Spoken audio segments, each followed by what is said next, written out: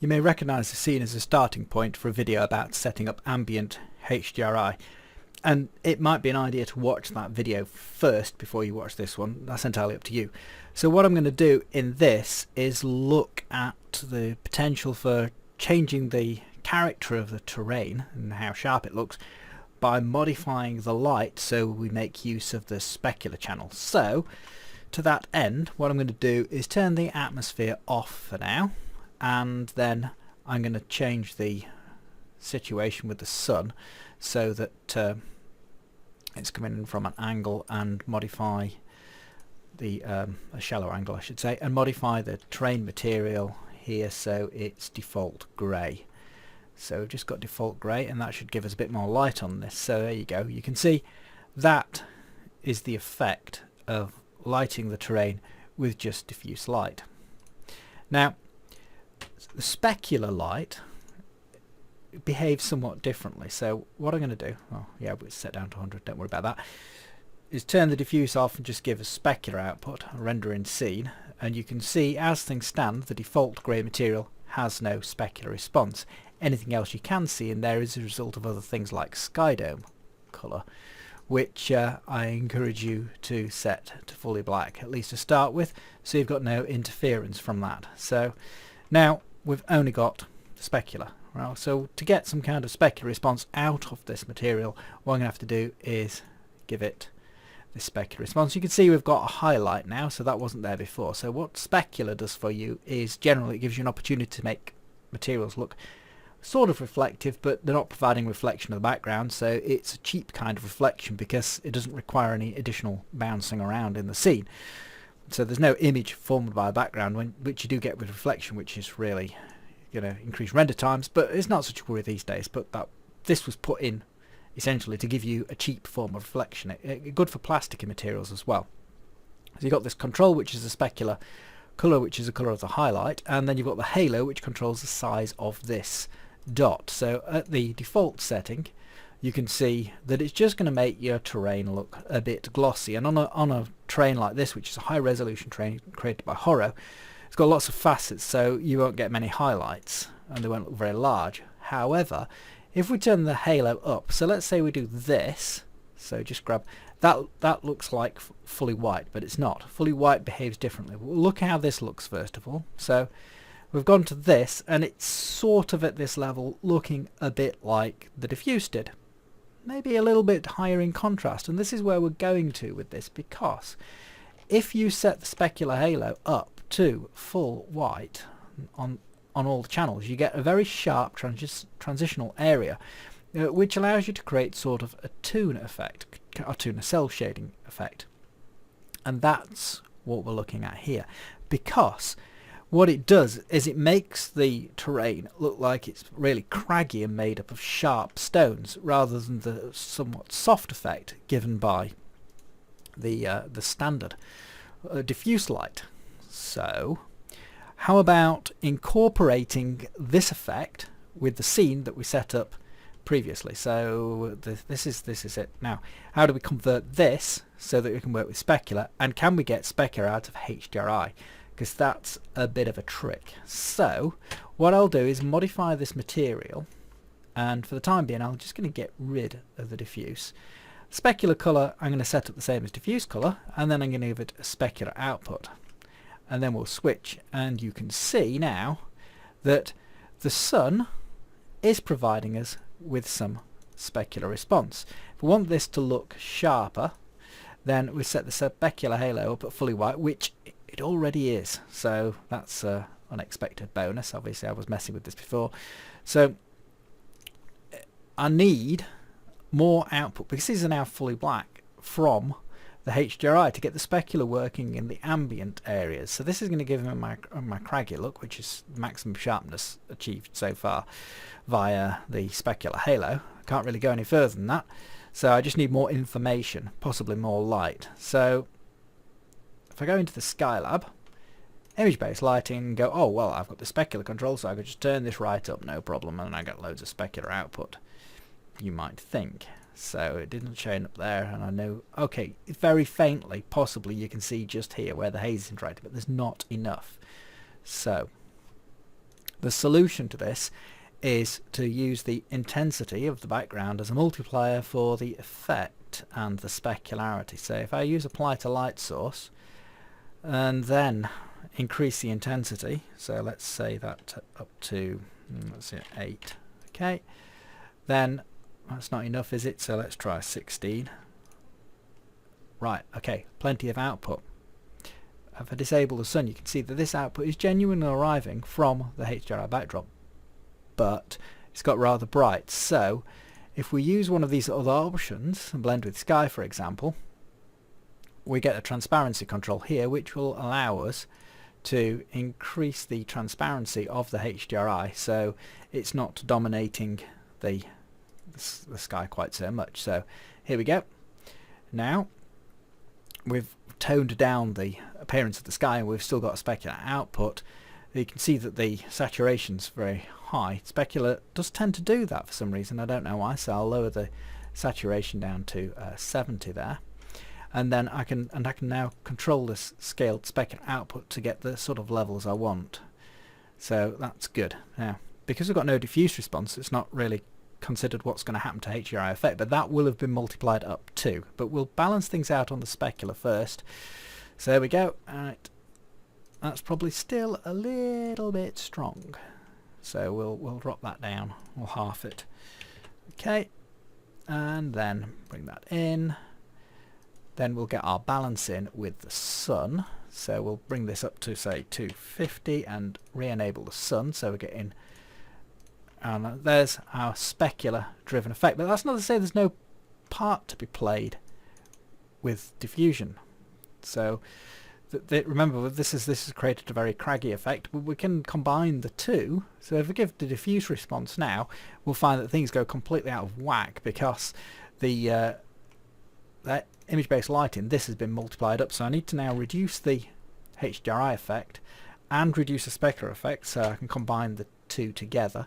Same for the sun, so I'll take this down to say 200 and this down to 150, and then I can combine both a diffuse response and a specular response in the material, and that gives me a different quality of light on the terrain, and it does tend to rate the terrain because of setting the specular halo up, and this is the key to its very maximum value. You get these sharp transitions where a surface either responds to specular in a full way or not, so you get a more faceted appearance to the terrain. A drawback, which you may have noticed going on in the background, is this. Other things in the environment that were scaled to use specularity now respond to the specular control, so you'd have to go in and modify all the other materials, which, you know, if you're setting a scene up from scratch, you might have to expect to do that anyway. However, there is another approach to this, that you can get the same effect without having to boost the HDRI image. So I'll just go and I'll dig this file out again, wherever it's, and we'll start again where we were before. So you can see how that's worked out. I'll just let that render out, and then well, actually no, that's a bit broken, isn't it? So let's forget that one. Forget that one and start from scratch. So, and we don't need to worry about that one either. So bearing in mind, I'll reset the scene up, that in this terrain we're already got the specular halo set up. But if we give it specular response and give the specular colour, that's the colour of the specular highlight, that's the size of the highlight controlled by the halo there. We give this full specular response, it's enough to respond to the sun, because we can set that, but it's not enough to respond to the HDRI image. So I'm going to turn the diffuse off again like I did last time, and you can see where we are. We're getting specular response from the sun output. So I'm going to set that to 0 as well, and then I'm going to give the image-based lighting full specular output, but without using the multiplier, so we will have a bit to work with. And this is where we're going to box clever now. So there is a bit of specular there, but the material's not responding.